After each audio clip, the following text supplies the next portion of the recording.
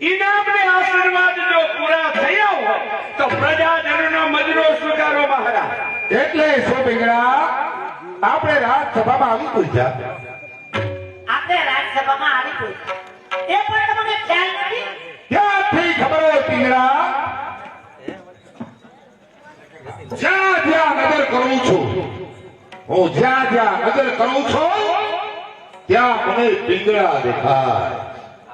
ખબર નથી કે મારું જીવન ક્યાં ચાલ્યું જાય. યા તું ત્યાં તું, આ સર્વ સ્થળે તું રહી તુજ પ્રેમ સાગરમાં મારી જિંદગી ડૂબી ગઈ. પછી આ રાજસભાની ક્યાંથી ખબર પડે? પીંગળા પીંગળા સ્વામિનારાયણ.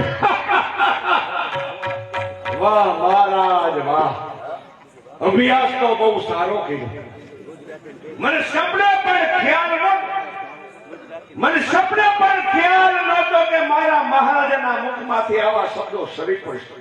મેં ધાર્યું હતું કે અમારો રાજા દેવતાનો અવતાર, મેં ધાર્યું હતું કે અમારો રાજા સર્વગુણ ભંડાર. ધારણા સૌ ઊંધી વળી, હીરો મટીને પથ્થર થયો. અરે હીરો મટીને પથ્થર થયો. સ્વતંત્ર ગણાતો રાજવી આજ પરાધીન થઈ ગયો. રાજકવિ તો પહેલા હતી જે રાજનીતિ હજી પણ સન્મુખ છે. કહે છો ભલા મારા રાજમાં મારી રયતને શું દુઃખ છે? તો મહારાજ આમાં રયતને સુખમાં શું છે? થોડે દિવસે બેન દીકરીની ઇજ્જતો લૂંટાતી. જે રાજમાં થોડા દિવસે બેન દીકરીની ઇજ્જત લૂંટાતી, તો લૂંટાનાર ભય વધતો જાતો.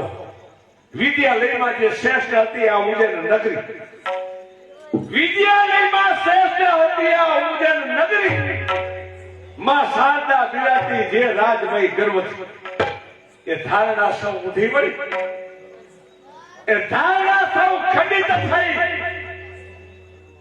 બોબો તૂટે છે મહારાજ, કરે છે પોકાર લૈયા, એ મહારાજ ઈ છે દિવસ આજે. બાંધો વિક્રમ, આ ઉજ્જૈનની પ્રજાજનો એ મારી પાસે શું છે? મોટા ભાઈ, આ ઉજ્જૈનની પ્રજાજનો આપની પાસે એ જ ઈચ્છે છે કે રામ શાસ્ત્રીએ વ્રત થયા તો તેમની જગ્યાએ તેમના પુત્રને સ્થાપિત કરો, જેથી વિદ્યાદાન એ આગળ વધે. બાંધો વિક્રમ, એમાં મને પૂછવાની જરૂર પણ શું છે?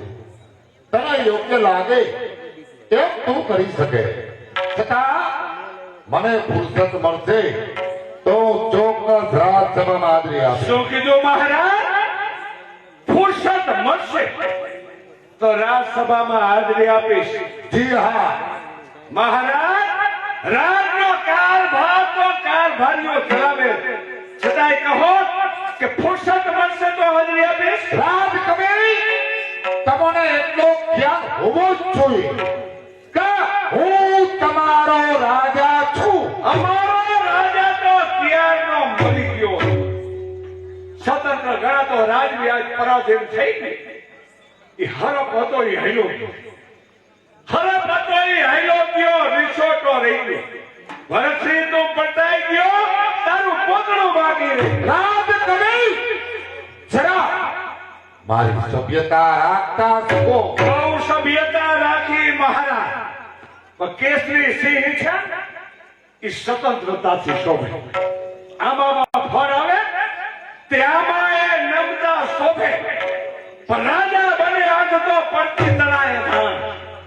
આ રાજા બને આજ તો પડતી તળાએ ધાન છે. મહારાજ સમજાય તો સમજો, હવે આ નારી નરકની ખાણ છે.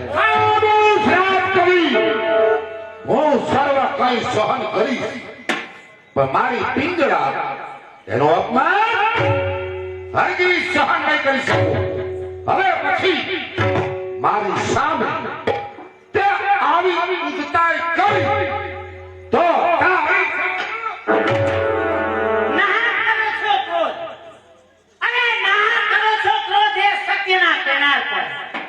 જીવન જીવી રહ્યા છે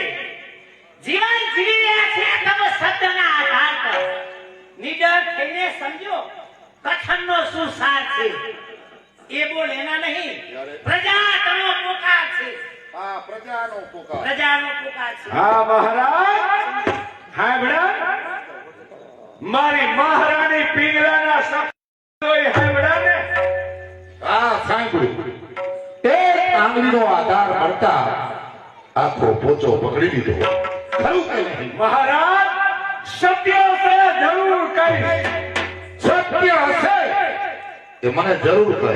હા મારા ભાવિ ઉપદેશક, હું તમને એક પ્રશ્ન પૂછું, એનો જવાબ મારે અત્યારે જ. જરૂર મળે ભાઈ. ભગવાન શ્રી રામ સીતાજીની પાછળ આ જંગલો જંગલ, પહાડો પહાડ, રુદન કહી એ સીતાજી કોણ? નારી હતી. ભગવાન શંકર ભીલની પાછળ તાંડવ નૃત્ય કર્યું તો એ ભીલની કોણ હતી? નારી હતી. ભગવાન વિષ્ણુ ચક્રધારી લક્ષ્મણજીના એક એક શબ્દ પાછળ પોતાનો પ્રાણ પાથરતા હતા તો એ લક્ષ્મીજી કોણ હતા? નારી હતી. હા, તો આની સામે તારો શો જવાબ? મહારાજ આ ધર્મશાસ્ત્રનો આશ્રય લઈને પૂછતા તો સામે મારો પણ એ જવાબ છે મહારાજ કે ભગવાન રામે શત ઉપર પાર માર્યો, લંકામાં ગયા, રાવણને માર્યો, બ્રહ્મ હત્યા લીધી. શા માટે? શા માટે? નારી માટે. એટલું જ નહીં, ભગવાન ભોળિયો ના એક ભેળની પાછળ પ્રજાનું હજારો વર્ષનું તપ છોડી કે ભીલી કી સંગ में भव बोले भान गिनन भूले ब्रह्मा में जो सुता को निहारी. भीली की संग में भव बोले भान गिनन भूले ब्रह्मा ने जो सुता को निहारी. भोज पृथ्वी राज भूले टेक होनो तारीख. सम्राट गुणे सम्राट गणे मर्द भूले ગદમાઈ અને જેતે નરે ભૂલે હોતો ભાન ભાવ હારી. મિત્રો ડાયરાની બજા છે એટલે બહુ છું જે કામદેવના ઝપાટામાં આવી ગયા છે કામ જીવો બહુ કઠિન છે. અમારો કવિ લખે છે કામ તો કઠિન કે ચાલવો ગગન પથ મળવો મોહિન લોક ધરવો રીપકો દર સહસ્ર નિર્જુ. કોઈ એમ કહે છે કે આકાશમાં ચાલી શકું તો ન મનાય પણ માનવું પડે પહેલાથી કામ ન થાય. કે ચાલવો ગગન પથ મળવો મોહિન લોક કોક એમ કે થપાટ મારી ઇન્દ્રનું ઇન્દ્રાસન પડાવી દો ન મનાય છતાં માનવું પડે છતાં કામદેવ ન થાય. કે ચલો ગગન પથ મળવો મોહિત